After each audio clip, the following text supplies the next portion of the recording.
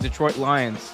He's out there with. Oh, by the way, the Lions. They got their. I mean, I don't care what anyone says. Like, bro, DC. Like, DC. he is. Like, he is. I think I said this. He's like the exact opposite of Urban Meyer in almost every way, right? He's the polar opposite of Urban Meyer in almost every way, because Urban Meyer came in and like wanted to like change the culture of Jacksonville to this militaristic, I'm in charge college type of culture, right? Which works in college because the kids are scared of the control that they have over, or you have over them, right? But with the NFL, it's like, dog, these are pros. You're not a coach. You're not trying to coach these players necessarily as much as you're trying to game plan and strategize. These are your peers. It's like an office. They're a different department, same level as you, dog. And he didn't see that. DC sees that. And here's the thing. A coach like Dan Campbell, what makes him so effective is the fact that he understands the relationship you're supposed to have with your players and how you're supposed to treat them. And the team feeds off of it. And it's created a culture where they're willing to run through a brick wall if that's what it takes to win for that guy. Because week after week, he took all the blame. Week after week, he was in tears after the game. Literally, I mean, look, Justin Tucker hits a 66-yard field goal. It ties an NFL record indoors to win a game against you. I'd cry too if I was on the other end of that team. I mean, like, what more can you do? Like, they should have won that game. But yeah, Tucker. But you know, it's just such a dichotomy. It's such a difference. Like, everyone was like, oh, Urban Meyer's going to work in the NFL. And, like, even you and I think you and I were on there saying, like, man, this could go one of two ways with Urban Meyer. And one of them. I love that. Hey, everyone. Welcome back to the show. We're keeping it real goes right. Welcome back to Real Take Sports Talk 73, Andrew. Joining me today, a Real Take original. The homie, the ultimate Knicks, Mets, and Tennessee Titans fan, Andrew Owenstein. What's good, Andrew? How you doing? Doing pretty good, dude. I was going through it recently, but, you know, it's hard being a Knicks fan. We got the dub last night, though. RJ Barrett's the only thing that keeps me going, so let's get it. We're going to talk about the Knicks, definitely, Andrew. We're also going to be talking about the MLB lockout, some updates from there. We're going to be talking about an NFL player suspended for the entire 2022 season for gambling, Aaron Rodgers contract update, the New York Jets potentially buying a soccer team overseas, and much, much more. But before we get into any of that, do me a favor, everyone. Hit that like button, subscribe, and hit that notification bell so you get notified whenever a new video is released. And if you're listening on Spotify or Apple Podcasts, be sure to hit that follow button and leave a 5-star review. And let us know what you guys want to talk about in the chat. Hit us up with your questions. Feel free to leave a super chat as well to guarantee your question or statement gets read out on the air. Andrew, before we get started, though, I need to ask you one thing. What is the craziest, weirdest, or all-around goofiest thing in this past week of sports that you've come across? Oh, wow. I know, loaded question, isn't it? That's tough for me to answer, dude. Well, Calvin, Andrew, if you can't answer it, I'll today. answer it for you, because Calvin Ridley just got suspended for gambling on NFL games. Let's talk about it, because, man, when I saw this, I was like, oh, Andrew, I can't wait to get Andrew's take on this. Bro, he is so funny, dude. NFL players are so funny. They are, aren't they? They're a handful, too. Anyway, Atlanta Falcons wide receiver Calvin Ridley has been suspended for the entirety of the 2022 NFL season for gambling, betting on NFL games during the 2021 season. The NFL released a statement on Monday announcing his suspension, saying that he gambled on games over a 5-day span this past November, and it was said that it was a bet of a total of $1,500. Calvin Ridley went on to say when asked about this, I don't have a gambling problem. He also tweeted that he couldn't even watch football at the time he made those bets. He added that he was just going to be more healthy when he comes back, and that he knows he was wrong, but he's getting that 1-year suspension. The NFL determined that Ridley placed a multi-legged parlay bet involving 3, 5, and 8 games, including the Falcons win. So he did bet on a Falcons game, but he didn't bet against them losing, and he couldn't really determine the outcome. Goodell he commended, I should say, Calvin Ridley for his honesty in this matter, and he is free to apply for to be reinstated after his suspension over the next year. He's going to lose $11 million, by the way. But Andrew, what was your reaction to this happening to Calvin Ridley? Like, dude, it's crazy, isn't it? Dude, this is so funny because I'm like, bro, what is up with these what is up with this batch of Alabama receivers, dude? You got fucking Henry Ruggs. Now you got Ridley. Like, what is up with these Alabama receivers recently, dude? Bro, he's funny for that though. Like, I love how. Did you see him on Twitter too? He was like, I'm only gone for a year, LOL. Like, he's taking it as a joke. So I mean, I don't take it too much of I don't really take it as too much of a. I mean, that's not really like a big deal. Atlanta's kind of in rebuild mode. I mean, it may be losing him might be pretty big for them just because like Kyle Pitts came out this year. He was so good and everything like that. You know, they're still thinking about trading Matty Ice. Art Smith's first year went a lot better than a lot of people thought it would. And with Tom Brady retiring and the Saints being in flux, that division could be wide open because we don't know what the fuck's going on in Carolina. So that NFC South could be wide open. And to me, this whole thing is just funny though. Cause like, he bet on a Falcons game. Multi-game parlay, baby. Multi-game parlay. He bet on this is see, Go ahead. I totally get why you're laughing.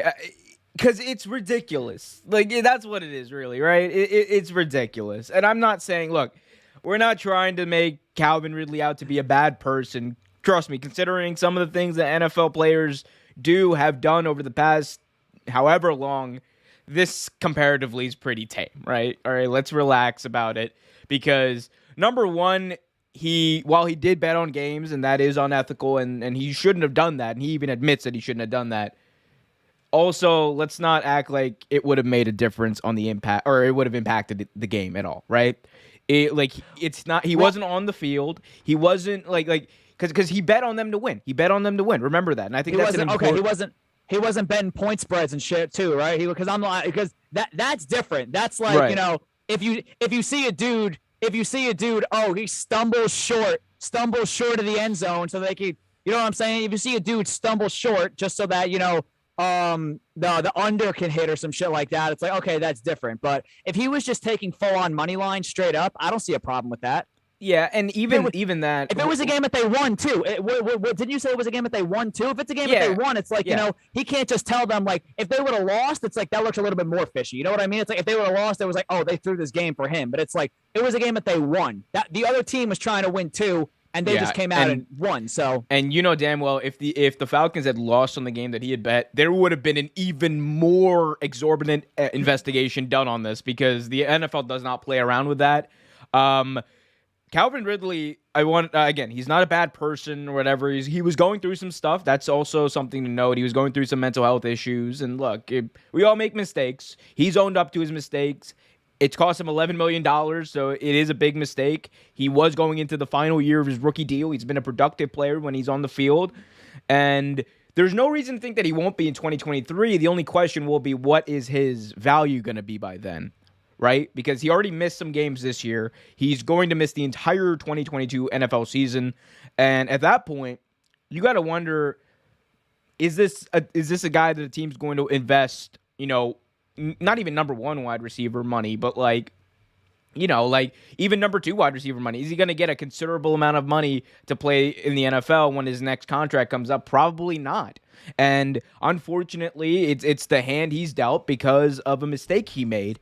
And again, he's owning up to it. Roger Goodell seemed to be very understanding, at least in the sense of he's not going to do a complete ban for him. He's not going to be Pete Rose, right?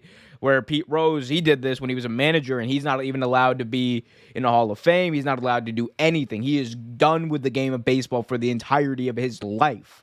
And there's arguments to be made about whether or not that is just in the way that was handled. But one thing we know is that if Calvin Ridley is willing to own up to his mistakes, right, and he's willing to say that, hey, I made a mistake, my bad, I'm going to learn from it and move on, I think we should accept that on its face and just move on. I mean, again, it's absolutely ridiculous that it happened, but what are you going to do? What are you going to do? The dude apologized. He's going to learn from it.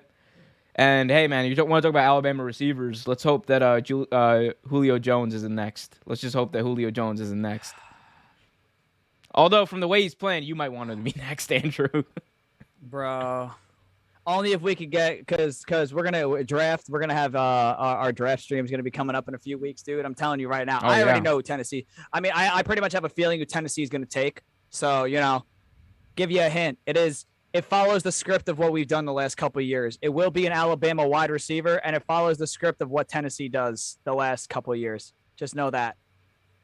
Yep. And if you guys want to be tuned in for all of our NFL draft coverage over the next few weeks, be sure to hit that like button, subscribe, hit that notification bell.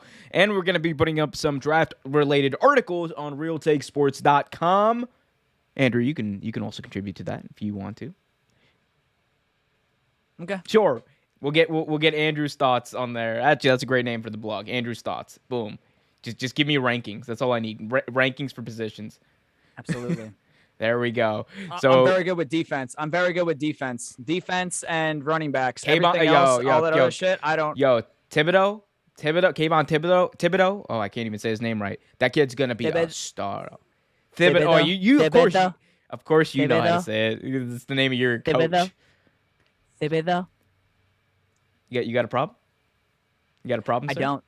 You got a Thibodeau? Hey man. Thibodeau isn't working out too well in New York now, is he? Anyway, let's continue this conversation of the NFL. Move on to Aaron Rodgers, the biggest diva arguably in the entire National Football League. Aaron Rodgers made it known, at least to his inner circle, that he will be back. Aaron Rodgers is expected to make a return for the Green Bay Packers for the 2022 season, according to multiple sources. And it looks like the Packers are going to be more than happy to have him back because, according to ESPN, the Packers have made a, quote, significant long-term contract offer to the four-time NFL MVP. And it's an offer that is so big, it is allegedly going to alter the quarterback market. Andrew, we know that currently Patrick Mahomes is the highest paid quarterback in the NFL, making somewhere around $45 million a year. If the Packers do offer Aaron Rodgers a market-altering contract, then the new deal will almost certainly be over $45 million, making it. He's probably going to be in the $50 million a year range, which That's what is he wanted, though. Absolutely crazy, considering but isn't how that what much he wanted, though? It's what he wanted. But I'm just, what are you going to do? He's going to be Aaron Rodgers and nobody else because they're in cap hell right now. But that's the way this is going. Aaron Rodgers seems like he's going to be paid $50 million a year to play quarterback on a team that is likely going to have no good pieces around him. Again, which you got to ask, why is Aaron doing it? But Andrew, maybe that's the question I got to ask you. Why is Aaron doing it? Because he's Aaron Rodgers, and because he is he was in the State Farm commercials, and because he is a one-time Super Bowl champion, and I think Super Bowl MVP.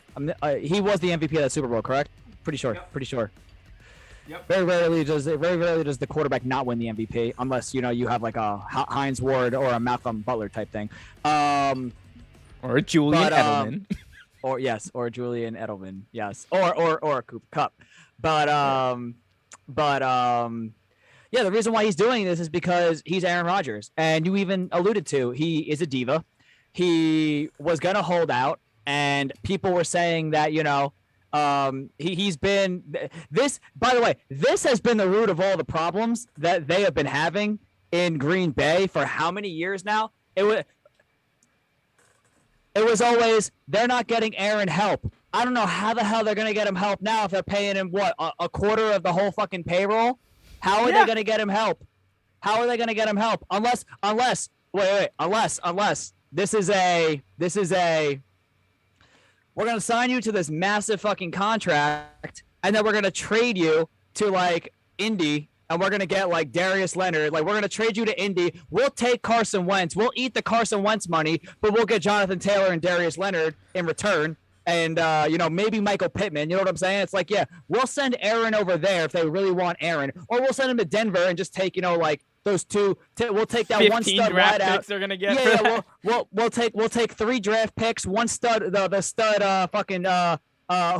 was it Patrick Surtain is in Denver? We'll take the stud corner, the young stud corner, put him out with Jair Alexander, and the other one, the wideout, Jerry Jeudy. We'll take that. We'll pair that with Devontae or something like that, because they're gonna franchise tag Devontae. We know that. They're not gonna be able to afford a franchise tag Devontae. They're gonna be over the cap by then. If they're paying Aaron Rodgers, no, I'm serious. Because do the math. They're already in cap hell. They're in cap hell. They're gonna have to get rid of both the Smith brothers. They're not gonna be able to keep Valdez Scantling. They're not gonna be able to keep a lot of this core. Equanimeous St. Brown, I think too, is a free agent. Like they are in such a precarious situation. They don't have a quarterback for the future anymore because everyone and their mother realized this season that Jordan Love isn't the guy.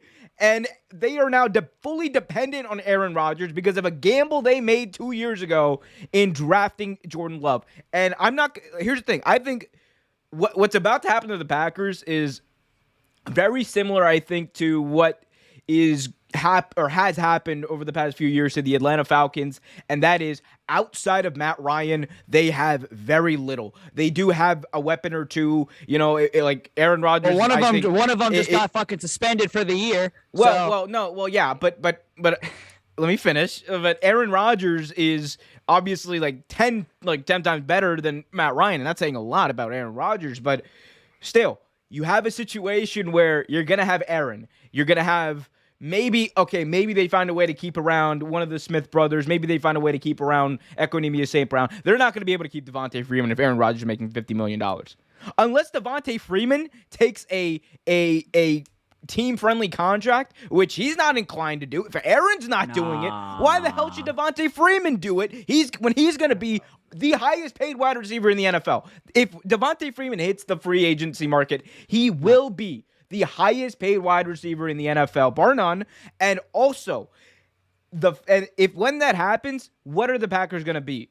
Oh, yeah, sure. They're going to go 11-5, 10-6. Yeah, they might even make the playoffs, but they're not going past the divisional round because they don't have the squad anymore. Like, that was the thing this year. That was the biggest reason everyone was saying the Green Bay Packers, this was their year. They had the best team in the NFC, arguably the best team in the regular season in the entire NFL, and they squandered it. They absolutely squandered it in that game at Lambeau against the San Francisco 49ers because they got their asses kicked by the 49ers. There was no excuse for Aaron Rodgers to play that bad. There was no excuse for that team with Aaron Jones and company to play that badly. And now, if Aaron Rodgers, the dude, look, here's the thing. Aaron Rodgers is entitled to ask for all the money he wants, right? I'm not saying that he shouldn't ask for $50 million. He's worth 10 times that amount to that franchise, right? But at the same time, we know that he's a diva. We know that he's a snowflake. If this dude, like in next offseason after this team goes whatever 10-6 at whatever, and he signed this massive record-breaking deal, if this dude goes on Pat McAfee's show and says, well, the team didn't really build around me this season, and blah, blah, blah. If he goes around saying the same damn snowflake Aaron Rodgers crap that he's been saying for the past few years, the same type of stuff that his teammates like James Jones, like who's the tight Jermichael Finley have been saying about him, that it's all about him. He doesn't care about anyone else. If that's what it is, it's going to hurt his legacy in the eyes of a lot of fans. Because this dude was, every year, he was giving the same excuse. Man, the team just didn't build around me. And he has a chance to help this team build for the future, and he refuses to do it. There's no excuse. I'm not going to be on Aaron Rodgers' side when that happens because at the end of the day, it's going to be his fault that his team is in cap hell and can't afford to keep players that are actually going to help them potentially win a Super Bowl. And I don't know what the contract situation is like with Jair Alexander, but if they can't afford to keep him, we'd love him. We would love him in Nashville. Can they afford him? Can they even afford him? You guys are still paying that Ryan Tannehill contract. Oh no, Tannehill, dude, we're drafting Tannehill's successor. Like Tannehill's got one more. Literally, this is it for Tannehill. He's got one more year. If he fucks around and fucks it up this year, I mean, we're gonna bring back Harold Landry. Kevin Byard and Derrick Henry would literally restructure their deals just to keep Harold Landry around. Like we have dudes that would literally restructure their deals to keep Harold Landry there. Our two best corners, Caleb Farley and Christian Fulton, are on rookie deals and everything. So will we be able to afford him down the road? Oh, and Tannehill comes off the books? Hell yeah. But as for right now, we're not worried about that right now. We got a third straight AFC South title to go win. Okay, come on, that's not that impressive. I'm not gonna lie to you. We have the two worst teams in the entire fucking league. We have the two worst teams in the entire fucking league. Aren't the Texans getting the number 2 pick? Like they're picking like one, or it's like they're picking 1 and 3. The Jaguars and the Texans, like they're like both in the top 3. Like that is not a good division at all. But I still want Deshaun Watson out. I still want him out. You should want him out. Dude, there were people that I was talking to people that were telling me, they were all like, "Oh, Deshaun should stay in Houston. He should build." I'm like, no. From a Titans fan perspective, I'm getting sick and tired of that motherfucker with nothing dropping 30 points on us. Get him the fuck out. Get him the fuck out. Send him to Miami. Send him to Denver. Send him to Carolina. The Giants can trade for him. I don't give two shits. Get him out of this division. I'm done. Davis Mills without an OC, I can deal with. Davis Mills without no OC, I can deal with. Without Davis Mills with no development, I can vibe with that. I can deal with that. Deshaun Watson freewheeling. I've been watching Deshaun Watson freewheel for the last 5 fucking years and drop 30 points on us with nothing. No, get him the fuck out. I'm done with that shit. Get him out. This is a family-friendly show, sir. Can you please stop saying fuck every 5 seconds? Well, because Indy's gonna find a way. Indy's gonna find a way to shoot itself in the foot. I love how you ignored that whole thing. You just went back into your rant. Indy's gonna find a way to shoot itself in the foot. We just have to get to the dance. I really hate being that fucking team that'll go 13 this year, and it didn't work. It didn't work. Which is why I'm saying this is Tannehill's last chance. If we win 3 straight division titles, and we get the number 1 seed again, and we lose in the first round, we lose in that divisional round again, Tannehill's got to go. We're drafting his successor. We're drafting his successor in this draft, by the way. Like, we're not getting Kenny Pickett. Maybe it'll be Desmond Ritter. We are drafting the successor to Tannehill. Desmond Ritter on that team. Oh, I think Desmond Ritter on that team would be really good. Dude, with all the weapons we already have, with all the weapons around him, with Derrick Henry to fall back on, like that is that defense and that defense, Arthur Ron Brown line healthy. Dude, Desmond Ritter, the guy that we're gonna take this year, the wideout we're gonna take this year, dude. Once he comes back from his injury, he's going to be a stud because he was a stud before the injury. Look at Devontae Smith. Devontae Smith did pretty fucking good for the Eagles when he came back. I cannot. Okay, real quick. And he doesn't. And they don't even have a quarterback. Bro. I'm still like look. Rashad Bateman is really good, right? Like, look, he proved me wrong. Like, all that stuff, cool. I'm still pissed the Ravens didn't trade up to get Devontae Smith. I cannot believe that it was a question about whether or not Devontae Smith was going to be good because he's too short. Dude, people were actually saying, pundits, analysts who are getting paid hundreds of thousands of dollars a year were saying that, he's too short to be a number 1 wide receiver. And here I'm watching him with Nick Sirianni and Jalen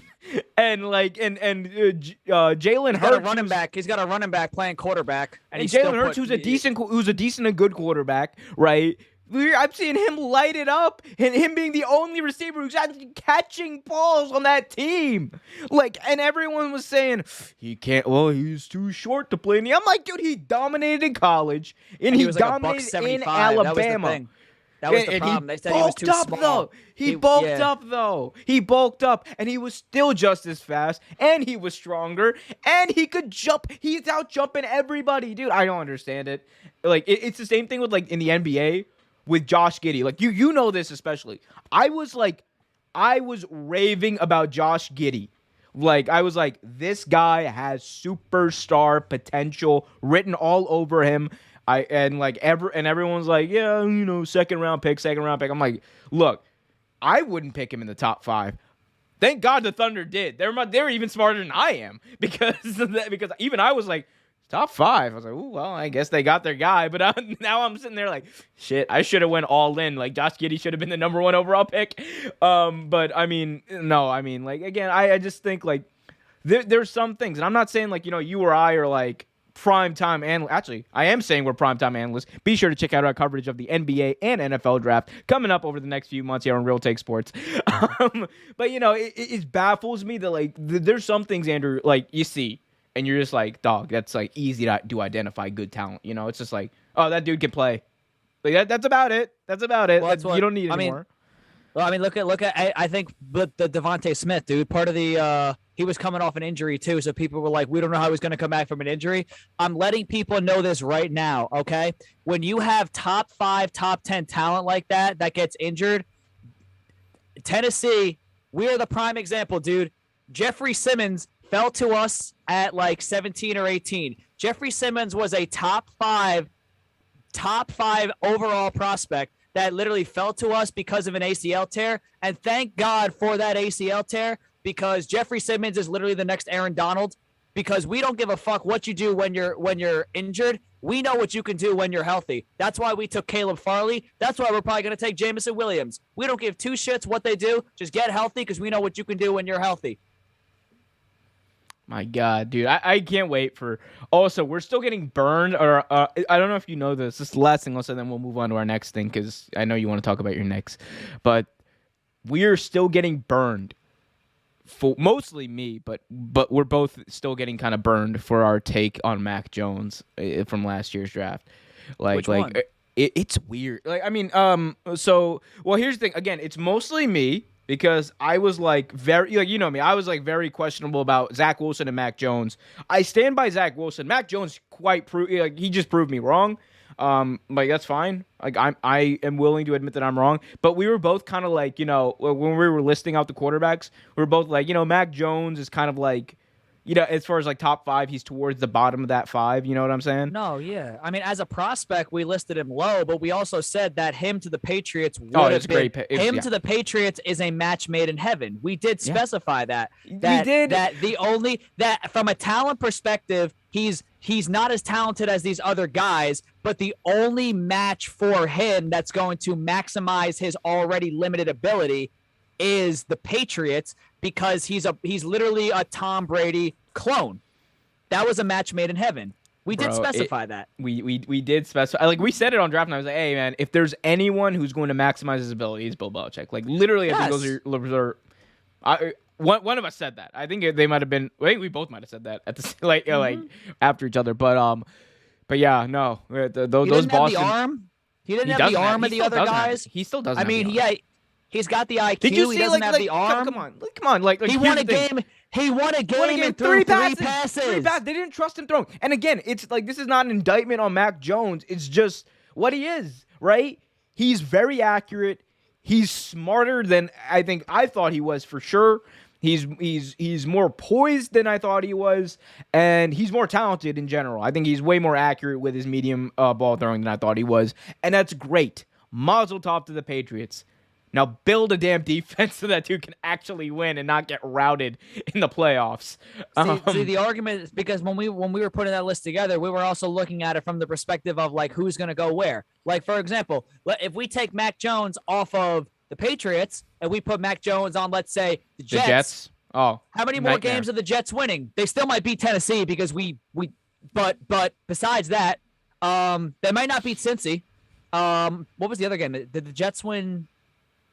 They won like 4. They won like 3 or 4 games. I think their other one was like Think they beat the Dolphins. Think they beat the Dolphins. Might have been. It might have been. They were Because still like going to beat the us, Dolphins though, had like the Dolphins had like a run of games where they just remember they started 1-7. They so were like 1-7, yeah. And then but no. But they were when they were making that playoff push, and everyone was like, "Oh, the Dolphins are a playoff team." I'm like, "Listen, if the Dolphins beat us, they're a playoff team." But never mind. We shut that shit down real fucking quick. It was Titans, Bengals, Texans, Jaguars. I love this. They they almost beat the entire AFC South. It's like that is not an accomplishment. I'm worried about this team now. Well. Look, we can't dwell. We'll stick with New York though, Andrew. Just for your sake, we can't dwell on this anymore. I'm pretty sure the win or when they lost to Indy, I'm pretty sure that was a one possession game that was in Indy. Like I'm pretty sure that was the Thursday night game, and I'm pretty sure that Thursday night game that they won was a one possession game that the Jets actually had a chance to win the game at the end against Indy.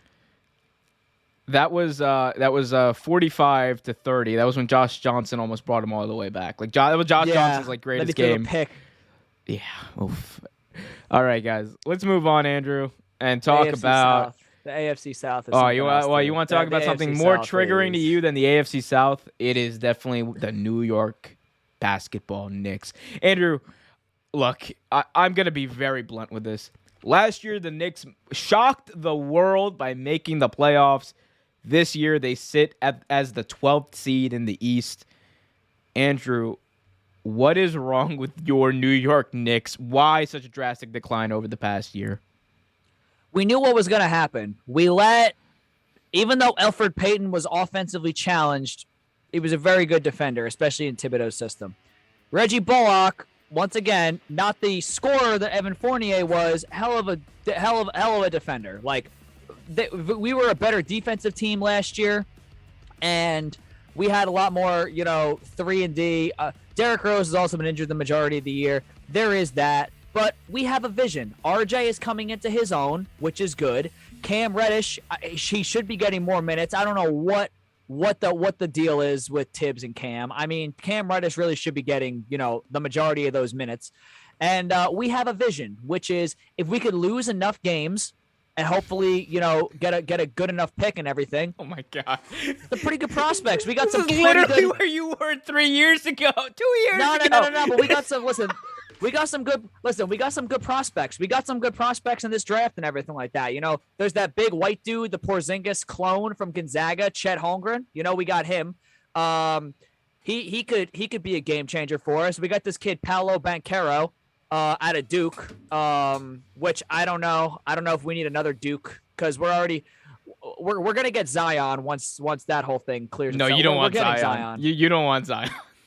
No, I'm telling you, dude. All this stuff with Zion, he's just trying to get out of New Orleans. That's it. He's cutting every tie that he can with New Orleans. That's all it is. Now, does he have to watch his weight? Yes, of course. Should he be eating, as some people would say, should he be eating big gulps of pancake batter every morning? No, he should not. I mean, it's not a good look, dude, when he's fucking overweight and you see him in the fucking Mountain Dew commercial. That's really not a good look. But he's a kid. He might not have his baby metabolism anymore, but you know what? We know what he can do when he's healthy. We're just, we're waiting for him to become a free agent and everything like that. He's not going to sign nothing. He's not going to sign nothing with New Orleans, nothing like that. We're just waiting on him. We're going to get Zion. We're looking for that high draft pick. And the biggest thing is RJ Barrett the last 20 games is averaging 24 points per game. That's what I care about. That's what keeps me going because that lets me know RJ Barrett helps me sleep at night because it lets me know as bad as we are right now, Julius Randle, he won't be on the team 2 years from now, but at least we know that RJ Barrett is the future of my franchise. You said a lot there, buddy. You basically like all the optimism that came from that playoff run last year, all the optimism that came into this season with that playoff run last year. Gone. Oh, it's gone. Last year didn't happen. As far as I'm concerned, last year didn't happen. Last year it was just like last year was the equivalent of like when but it's like you guys had the I'm trying to figure out what exactly went wrong, like or what happened, or like I have like two thoughts. Like what happened here? Is it that you guys overachieved last year? Or is it because you guys had the same core essentially? You guys have the same core as you did last year, and you added like Kemba Walker to it, right? So for me, I'm like, all right, okay, worst case, Kemba's like a bad fit, right? And you guys might have a decline like of a little bit. But this is like you guys like seemingly have lost all of what made you really good last year. Like that is Julius Randle playing at an elite level. He was an elite player last year. Obviously RJ Barrett, he's still doing his thing. He's still balling out. But I'm like baffled. Like you guys have the same situation as you did last year, and it's just not working. Like, what is it exactly? If you had to point to one thing, Andrew. I'm going to tell you exactly what it is. The biggest loss that we might not overcome. Theo Pinson on the end of that bench. You're blaming all of this on Theo fucking Pinson. Theo Pinson on the end of that bench is what held everything together. Andrew, what?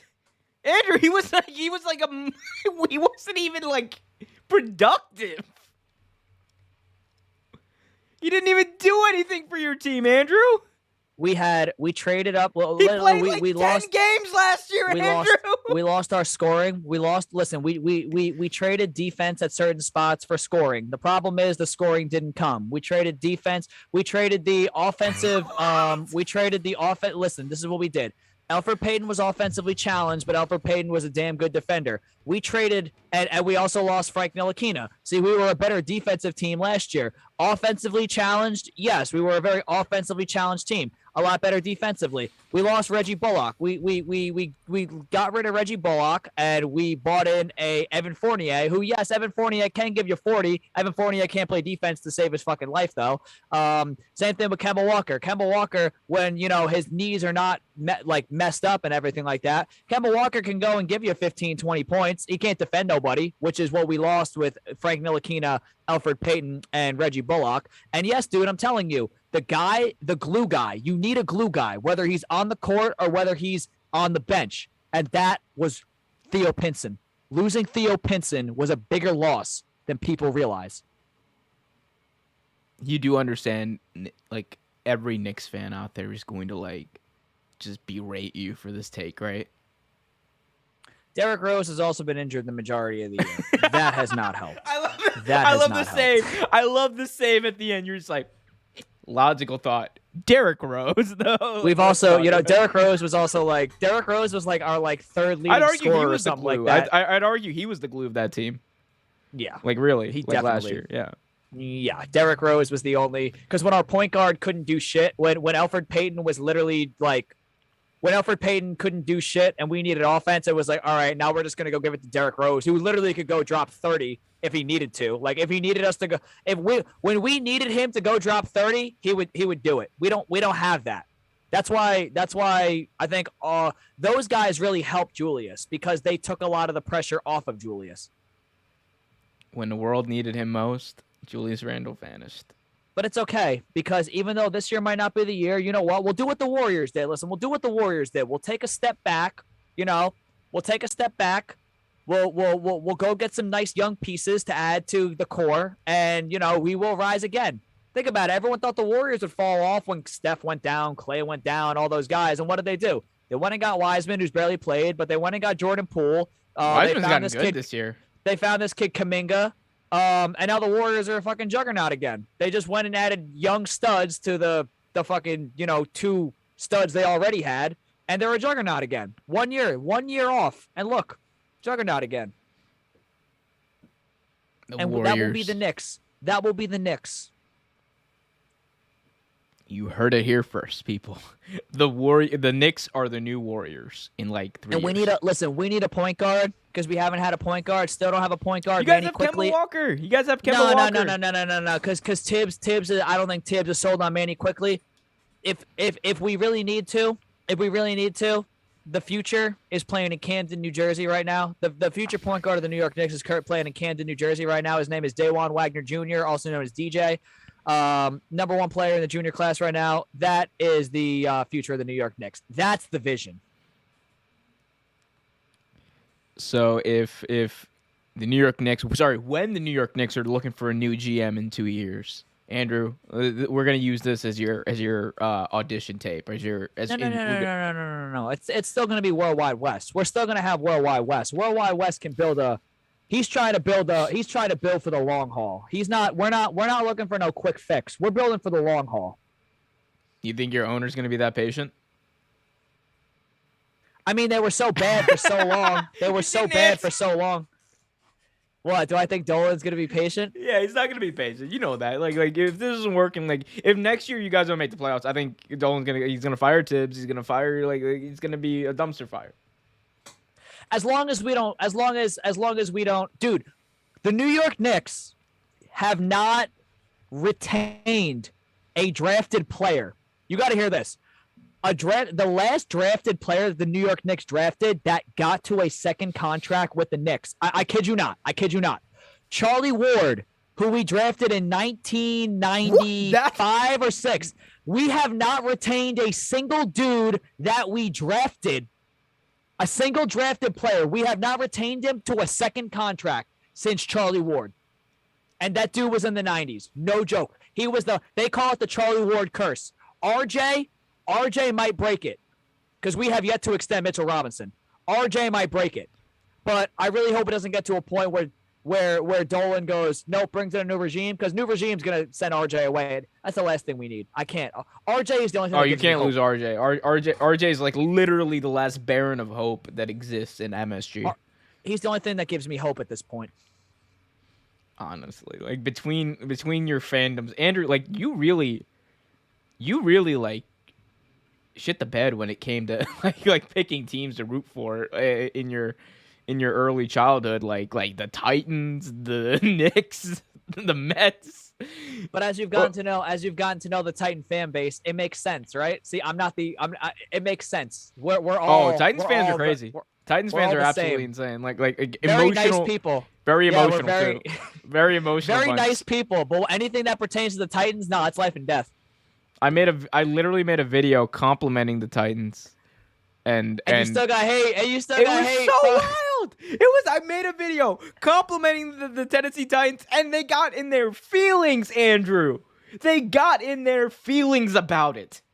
They were mad at me, saying that, when Derrick Henry comes back, this team has a much better chance to do some damage. It's not even like that, intelligent of a thought. It's just what we thought was going to be true. But maybe that's why. Maybe I gave them hope and they didn't like it. Maybe that's what it was. I'm telling you, dude, Tannehill, this is his last chance. This is his last chance because we're drafting a successor in this draft. This is Tannehill's last chances this year, and then we'll see what happens after that. Over under on how many times Andrew says that? How many more times Andrew says that in this episode? Listen. There was a soundbite. Of Patty Mahomes during the Pro Bowl. Patty Mahomes was talking about how he thinks it would be cool to play for Vrabel. So just think about it. Patty Mahomes for the Titans could be a thing a couple of years down the road. I want to play for Mark Vrabel. That's exactly what he said, and that's how he said it. He was too. like, I think Vrabel. I think playing for Vrabel will be cool. I just don't want fucking Jackson Mahomes. You can't have that shit. I can't have Jackson Mahomes making those TikTok videos, making those fucking TikTok videos. Didn't his brother like banned him, right? He's just stop. No, just stop. Like he literally just told him stop. I'm just saying, like, bro, like, oh, I don't know what happened there. Those Nashville bars, dude. Those Nashville bars and Jackson Mahomes would not. That's not a good. That is not a match made in heaven, dude. It's definitely that is not a match. That is not, dude. Oh, we're gonna get a Super Bowl too. We're gonna host a Super Bowl sometime in the next couple of years too. And then everybody. Well, that's why we're looking to build a new stadium. And then I think we literally fall 1,000 seats short of being like the minimum requirement to actually host a Super Bowl. Because the atmosphere is great. I mean, what is there to do? Because I'm talking to people and they were like, oh, what is there to do in Nashville besides drink at the many, many, many, many, many, many bars in Nashville? Well, that's all you go to Nashville to do is just go get hammered. You can get like barbecue. Like they got like nice barbecue and stuff like that. Like, and you might blink, you look to your left, look to your right, and you walk into one of these bars and you might see, fucking Ed Sheeran, Kane Brown, all that stuff. They might just be, chilling. I mean, look. I have no problem with it. The only thing is, like, isn't Nashville like Like, I'm pretty sure this is true. Like, isn't Nashville supposed to be like the most racist like metropolitan city in the entire United States? I refuse to comment. There you go. You heard it here first. I just know during last election, we're not getting into politics. I just know during last election, I think the first state that was called for red was Tennessee. Moving on. Amen. Oh, by the way, Glenn Jacobs tweets. Oof. That's for those who don't know, Glenn Jacobs, aka Kane from WWE, is the mayor of Knox County, Tennessee. Like deadass, he's like the mayor of Knoxville. and he's like, and he got owned on Twitter by like every wrestler. It was a whole thing. Go check it out on Twitter, guys. Oh my god, this show. Where are we going? What's next? Now I know what's next. What's next? Moving on. Andrew, let's talk about Coach K, because he had his final game. Coach K had his final game at Cameron Indoor Stadium, and boy, oh boy, it was an emotional send-off. He made a big speech. Coach K, of course, 5-time champion, 2-time Hall of Famer, which is insane to think. Also 5-time Olympic champion as a coach. He is, I believe, the most winningest coach in college basketball, if I'm not mistaken. He's like, this dude has done it all 10 times over, and he's a legend. And this is coming from someone who is a UMD Maryland Terrapin fan. It doesn't give me much pleasure to say it, but you got to be able to call out greatness while it's still here, and when you're asked about it, and when Coach K, someone like Coach K, is coming to the end of his career, you have to acknowledge it. Coach K is great. He's going to go down as the greatest coach in college basketball history, and that's just about it. But Andrew, my question to you, I guess, right now is, what's the legacy of Coach K going to be moving forward after he retires after following this season? He's still got March Madness to do. Like, they're gonna make the tournament and all that, but what's his legacy gonna be, and what's the impact of having Coach K in basketball gonna be long term?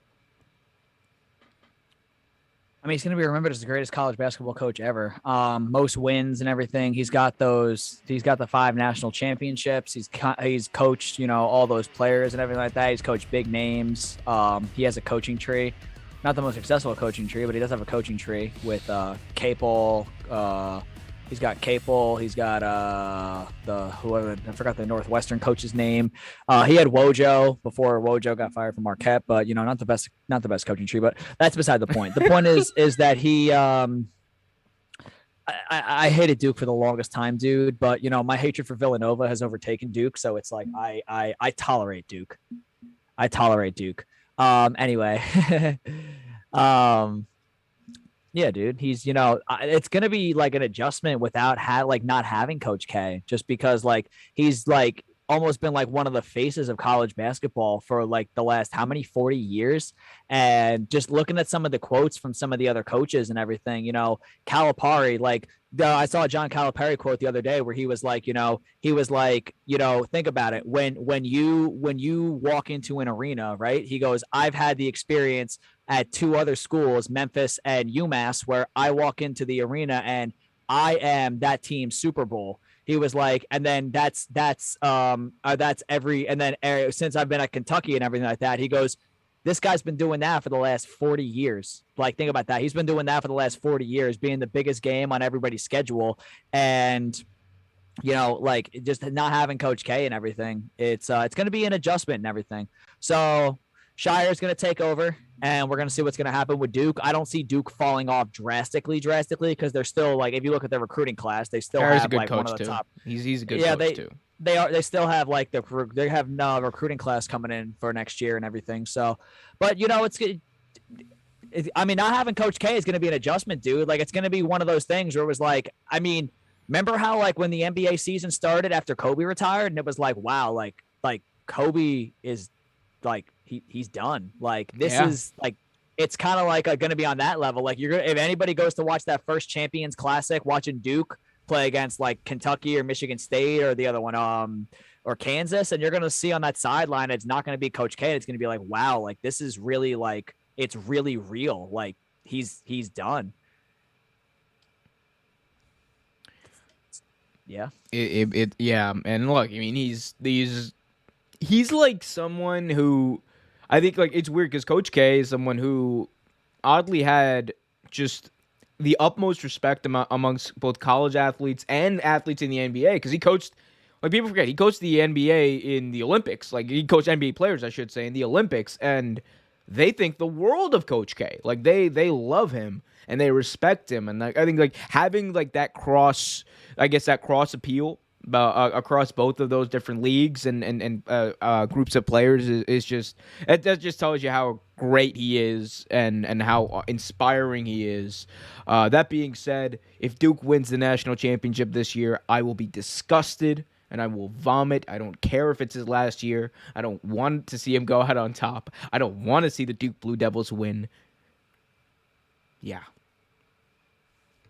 Also, I don't care what anyone says. Like, I know UNC and Duke has like been like the hottest ticket or whatever, and everyone's like, oh, the greatest rivalry in college basketball. No, Duke UMD. Fight me, YouTube. Fight me in the comment section. They will too. They will fight me on that one. UNC fans are hilarious to fuck with on YouTube. I don't. Me and Carolina fans are not. I'm still that 2017 national championship. You're still hurt. That 2017 national championship, dude. That dude was out of bounds. They didn't You're call still on that? You're still on that? I'm very upset. I'm very upset, dude. That was 4 years. That was 5 years ago now. Very upset, dude. We're getting old. My G. We're getting old. I was very upset. You know what else? You know what's not getting old? This show. So hit that like button, subscribe, and hit that notification bell so you get notified whenever a new video is released. Andrew, let's move on and talk about both of our least favorite thing to honestly talk about probably ever, and that is lockouts. We don't like them. We don't want to see them. But unfortunately, the MLB owners are absolutely corrupt, and they are run by the most incompetent commissioner in all of major pro sports.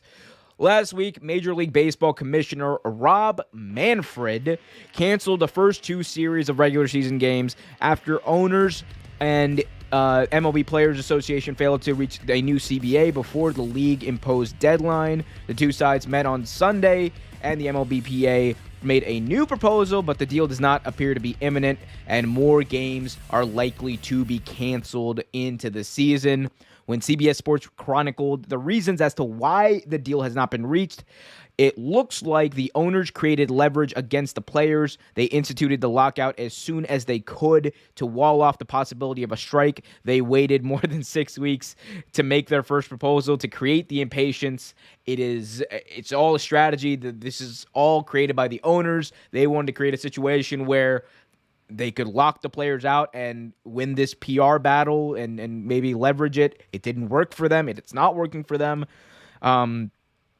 And it is really bad. Players are accusing MLB ownership of orchestrating a misinformation campaign, and it's getting very bad. Like, we have not seen, Andrew, I don't think we've seen a lockout situation, a CBA situation this bad, I think, since the 94 strike. And that already created a lot of mistrust between MLB owners and MLB players. And I think this has honestly created an even bigger rift. And I think the fans right now are just like the owners aren't winning the PR battle with the fans. Like, fans are pissed about this. What's your take on this? What's your take on MLB games getting canceled, the likelihood of more games getting canceled, and just the way this is all played out? I'm ticked, dude. I'm ticked. Bro, I need baseball, dude. Football's over. Basketball's going to end. We need baseball, dude. It's a rite of passage. We need baseball. And it just annoys me because, Manfred, they're going to keep canceling games and everything like that. They're going to, if they do have a season, it's going to be one of those shortened seasons like we had in that 2020 season. That season honestly fucking sucked. That's if we have a season. If we have a season at all, it's going to be a shortened. It's already going to be a shortened season, and I don't want nothing like that 2020 season that we had and everything, because I was I'm not going to get into that. But from a Mets fans perspective, I'm not going to get into that. But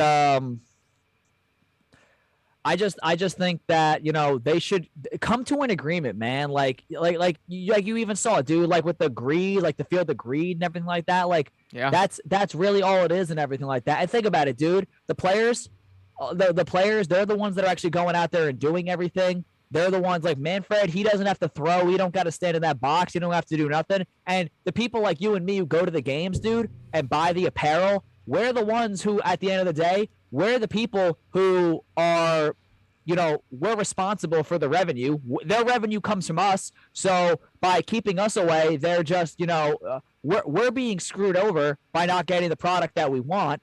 And they're essentially, I mean, they're going to lose money, but these people have so much fucking money that, maybe not having a season this year is not going to affect them that much. But, the people like us are the ones who really end up getting affected. You know what I'm saying? Yeah. Like the players, they have money. The owners have money. Manfred, they have all that money and everything like that. The people who end up really losing is going to be us. And that's the part that I hate. That's the part that I really hate the most.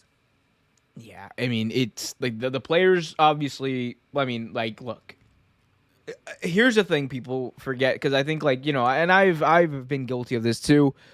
People want to like call it is on some level, think of like, both the players and the owners at the end of the day want more money, and you could see that as bad for both sides, right? But the owners is just what the owners are doing is just egregious, because not only are they withholding the players' ability to play and make money, but they're doing so literally just so they can make a few extra bucks off the top, and they don't have to pay the players anymore. They don't have to provide minor league players with better services, which talk to anyone who's ever played in the minor leagues, who's ever actually traveled with a team in the minor leagues. It's not an easy thing to do. A lot of times these players have to pay for their own travel, pay for their own hotel, pay for their own expenses. It's bad. It's really freaking bad, and people don't realize it. So I'm absolutely appalled at the owners and what they're doing. They're not winning the PR battle. Rob Manfred, with his handling of any big-time situation throughout his entire tenure as commissioner of Major League Baseball, has shit the bed. Every single time he's been given an opportunity to make the game better, whether it was replay, whether it was the Houston Astros debacle, everything he's done. This man right here, Rob Manfred, everything he's done, every crisis he's dealt with, every big moment he's had the opportunity to step up in and be a leader, he's absolutely failed. And look, this is also on the ownership. Rob Manfred represents the ownership. I understand that's his thing. But dude, this like the owners need to get real about this. And I think we need to, as fans, have a conversation about this, because Andrew, you and I have talked about this. This wouldn't be happening. Things like a work stoppage, things like a lockout, things like teams threatening to move as a bargaining chip wouldn't happen if we had community-run teams. And someone might ask, oh, what's a community-run team? The Green Bay Packers are probably the best example of this. A team that doesn't really have an owner. They are owned essentially by the community of that area. So teams won't leave. Teams will be run by, a trustee or a president like the Green Bay Packers are, and it works for them. Like, say what you want. They win a Super Bowl every 15, 20 years. But no, in all seriousness, like the incompetence and the greed of these owners got to stop. Like I at the end of the day, like, let's not pretend like the owners are looking out for the best interest of fans. They're not. They're not looking out for you. They're not looking out for me. They're looking out for themselves. These are billionaires trying to make millions off of us, and it's just absolute crap. Yeah. It's a shame, dude, because we had the 2020 season, barely had baseball. It was a fear. We barely had a 2020 season. I'm really pissed off that we don't have baseball this year, dude. You know what? It's become part of my yearly routine. The Mets let me down, so it's really gonna mess with my psyche if I can't have that this year. Right now, we're down to 91 games. It's gonna go even lower than that now. That's crazy. That's crazy. Could you imagine it's like the 50 game season? That would be ridiculous. That would actually, I'd be like, dude, if we're all at a point where it's like half the games are gonna be canceled, just don't play. Just don't. I mean, look, it's going to be bad. Even if they play, I think it's going to be just as bad as if they cancel the season. Genuinely, it's going to be bad. It's going to, and here's the thing. I don't even think we talked about this, Andrew. A lockout is bad for baseball. We saw what the 1994 strike did. If we even get, if half the games get canceled and they decide to play, even then, this is going to be a huge scar on baseball for a long time. And they're going to lose fans. They're going to lose fans. But, because history does repeat itself. Well, I'm not gonna say history repeats itself. It just rhymes. Something similar happens. The 1994 lockout, going into the 1995 season. The 1995 season was the first time Seattle Mariners was the first time the Seattle Mariners made the playoffs and won a playoff series.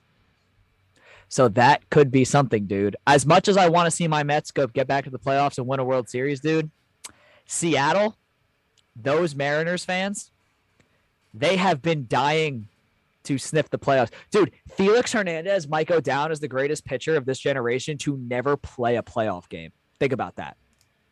Yeah. Because he spent his entire career in Seattle. And then the last years in like Baltimore. Crazy. Yeah, absolutely crazy. I mean, almost as crazy as Mike Trout never. Mike Trout's never won a playoff series. Never. He might be the best. He actually is the best. No. Yeah, actually, I think I'm not going out on a limb when I say this. Mike Trout is the best baseball player ever to never win a playoff series. It's criminal what the Angels are doing. Like that if any like hold on. The Angels put a team around him though. They just underachieved. Dude, I've never seen a team that I don't know. I want to see what that Angels payroll looks like, dude. Some of the fucking names they put on that put on that field with him. Nah.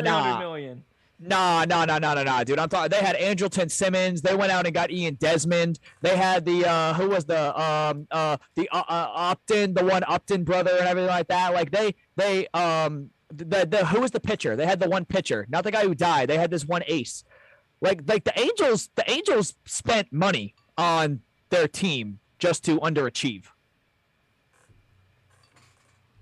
If that was their plan, it worked. It absolutely worked. Guys, hit that like button, subscribe, hit that notification bell so you get notified whenever new videos released. Moving on, Andrew. Let's talk about something that is near and dear to your heart. Let's talk about the NBA, and let's talk about who we think are the best players in the NBA. And I know that the LeBron James picture is going to trigger you, but he's always in the conversation when this happens. Andrew, I'm not going to mince words. We're more than halfway into this NBA season. The playoff picture is becoming more and more clear, and a lot of the players are making their cases for MVP.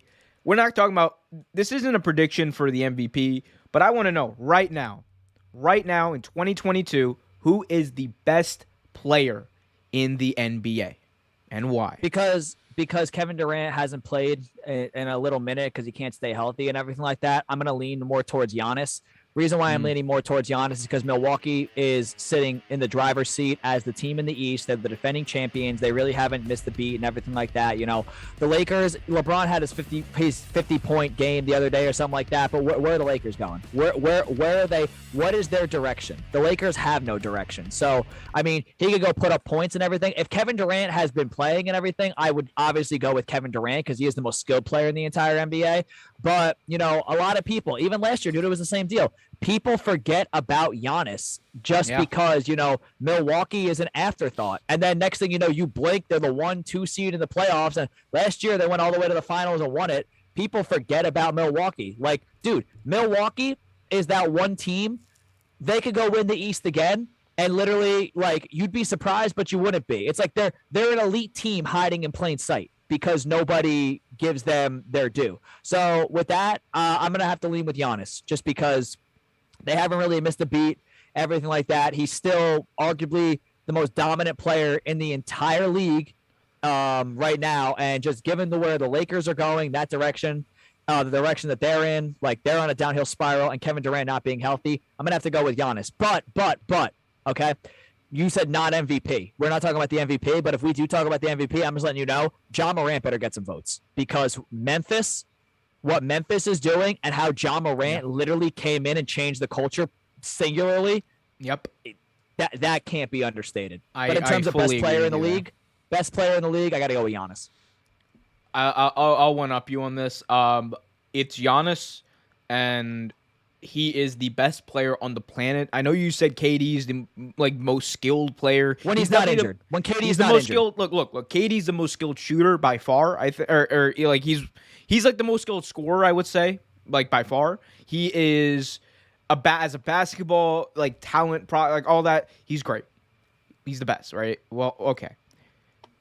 But as far as like, if I need to determine who is playing at the highest level, who is bringing their team up, like from what would be like a fledgling team, to be honest, it's Giannis. Like they are they're the 3 seed right now. They're fighting right up there, honestly, with the 76ers and the Heat for the number 1 seed. Giannis is the best player on the planet. He's coming off of an finals MVP on a team where there really wasn't, like, there's not another elite player. Like, Chris Middleton is great. Chris Middleton is a great player, but he's not an all-star. He's not a first team or second team or even third team all-NBA type of guy. He's really good. But Giannis overcame all of that throughout the playoffs. He beat KD. It might have been by one of KD's toes, but he beat him. He beat KD. He went through the East, and he's dominated that for a long time. We've known how good he is, and I think I think the Bucks are about to hit a run of years of the like we've never seen. I think Giannis is actually going to be, like, we talk about, like, this being an era of super teams, this being an era where you need at least 1 or 2 all pro or all NBA type of players in order to win. Giannis is proving that whole narrative wrong, and I think he's going to prove it wrong, because playoff Giannis, what we're seeing now, it's a child's game compared to what we're going to see in the playoffs. When we get playoff Giannis, like, other than the free throw line where he's absolutely atrocious, Giannis dominates every aspect of the game. Like, this dude will average like 5 blocks a game in a series. This dude will put up like his 30 and 10 rebounds. He's a monster, and there's no one like him. That's the thing.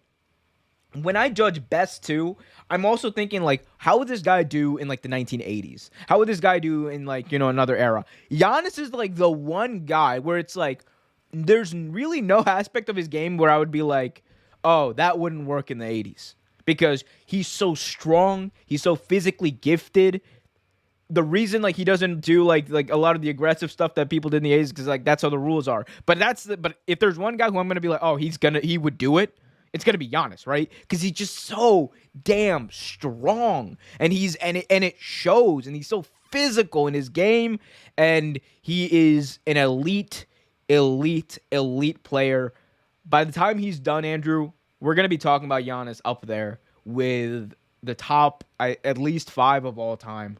I really do think that. I think he's going to be that level of great by the time his career is over. I agree. Like, when you think about Giannis, dude, it's wild, because, like, think about, like, his impact, like, on that he can have on a game. Just think back to, like, think back to just the NBA Finals, dude. Think about how going into the finals, dude, the biggest X factor, as good as, Chris Paul, Devin Booker, Cameron Payne, all those guys were and everything like that, as big of an impact as they were having, right?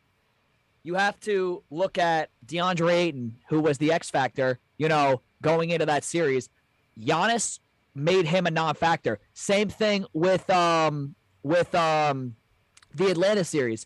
As good as Trae Young was doing, as good as the rest of the Atlanta Hawks team was doing, scoring and everything like that, their X factor was controlling the boards and Capella, his impact. The minute Giannis basically made that a non-factor, it reshaped the entire, because Giannis is going to take your big man out of the game, and Giannis can attack your big man from a, like, offensive perspective, and then from a defensive perspective, dude, this guy is one of the best defenders in the entire. He can go play the 5, and he can go step out and guard guards and everything like that. Like, he's a freak. Like, they call him the Greek Freak for a reason. So, I mean, I agree, dude. His impact on the game, it's like the Bill Russell. He has, like, that Bill Russell impact on defense and on offense.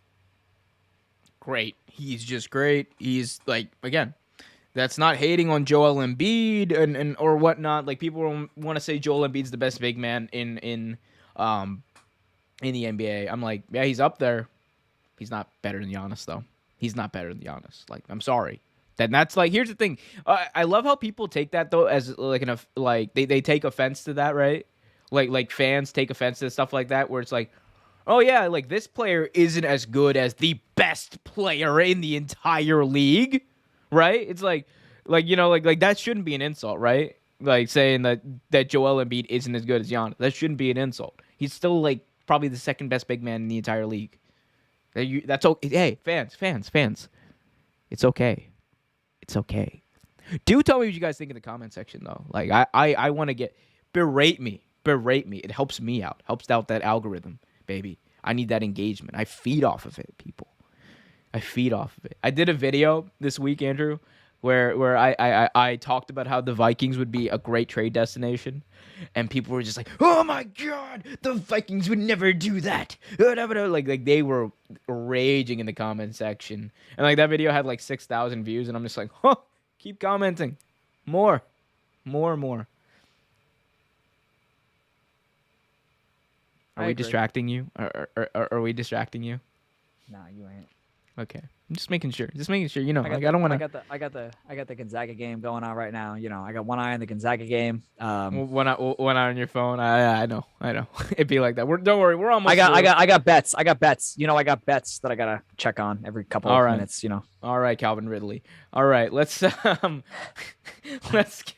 keep it going. On a more serious note, again, this is one of the bigger stories of this past week in sports. Brittany Griner has been detained by the Russian government. So let's quickly talk about this. The Russian government announced that Brittany Griner was detained at the airport in Moscow for allegedly transporting a vape cartridge containing hashish oil in her luggage. The exact timing of her... Wait. It's hit you. I'm just gonna... Yeah. Just wait.